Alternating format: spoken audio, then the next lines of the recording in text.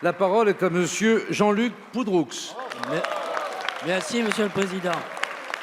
Ma question s'adresse à Madame la ministre de l'Outre-mer. Le gouvernement persiste à remettre en cause le dispositif des contrats aidés, alors que celui-ci constitue une alternative à la lutte contre la précarité des ultramarins, plus importante encore que sur le territoire hexagonal. Les conséquences sont déjà dramatiques à La Réunion. La suppression de milliers d'emplois constitue un coup de poignard porté aux personnes placées en situation de forte précarité, aux bénéficiaires du RSA, aux personnes en situation de handicap, à nos jeunes de moins de 26 ans. L'emploi des Réunionnais n'attend pas. Les contrats aidés ne sont pas la solution idéale, mais ils répondent à une urgence. De nombreuses structures associatives, en particulier dans le milieu culturel et sportif, fortes contributrices de liens sociaux, ont été fragilisées. Certaines ont même été contraintes de fermer. De graves dysfonctionnements ont lieu dans nos écoles. Les équipes administratives se sont fortement réduites. Cela a un impact sur le fonctionnement pédagogique.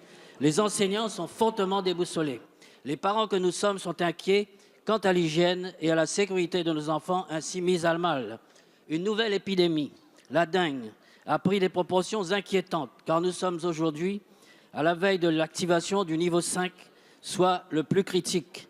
Des moyens constants sur des emplois verts nous auraient permis d'éviter cette situation. Ces constats sont alarmants et n'avaient pas été prévus par des études. Notre vivre ensemble est en danger. À La Réunion, nous avons le sentiment que votre gouvernement a baissé les bras et qu'il a tiré un trait sur la mise en place de mesures chocs. Au regard de ces éléments, que comptez-vous faire, Madame la ministre? Merci, monsieur le député. La parole est à madame Annick Girardin, ministre des Outre-mer. Monsieur le Président, Mesdames et Messieurs les députés, je tiens tout d'abord à vous féliciter, Monsieur le député Poudroux, pour votre arrivée dans cet hémicycle. Je l'ai déjà dit l'année dernière, ici, devant vous tous, l'ajustement a été brutal, effectivement, pour les contrats aidés dans les territoires d'outre-mer. Et c'est d'ailleurs parce que nous avons tenu compte des spécificités, des difficultés des territoires d'outre-mer que le gouvernement a décidé de maintenir un nombre de contrats aidés beaucoup plus important dans les territoires d'outre-mer. Les spécificités des territoires d'outre-mer, ils sont défendus au sein de ce gouvernement, ils sont entendus. Par exemple, la fongibilité des enveloppes rend effectivement l'exercice plus souple dans les territoires d'outre-mer. Il faut savoir aussi qu'on a mis une majoration dans les territoires d'outre-mer par rapport à l'Hexagone. Et puis, les contrats aidés sont encore possibles dans le secteur marchand, dans les territoires d'outre-mer, alors qu'ils ne le sont plus possibles dans l'Hexagone. Vous l'avez vu, nous prenons bien en compte donc ces spécificités.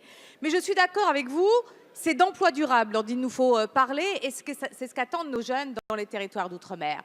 C'est pour ça que j'ai travaillé sur l'écosystème des aides économiques dans les territoires d'outre-mer. C'est 2,5 milliards d'euros qui viennent aider les entreprises d'outre-mer à faire face à toutes ces difficultés, mais surtout à se développer mieux dans les territoires d'outre-mer et dans leur bassin maritime. C'est pour ça qu'aussi, avec Muriel Pénicaud, nous avons travaillé sur la formation et l'apprentissage des jeunes dans les territoires d'outre-mer. C'est 700 millions d'euros qui seront consacrés dans les 4 années à venir à la formation des jeunes ultramarins. Il faut maintenant sur les territoires qu'on se mobilise pour définir les secteurs qui sont porteurs et pour répondre aux besoins des territoires d'outre-mer. Nous y veillons. Et puis, l'engagement de l'État, c'est aussi des investissements très importants en termes d'infrastructures sur les territoires d'outre-mer.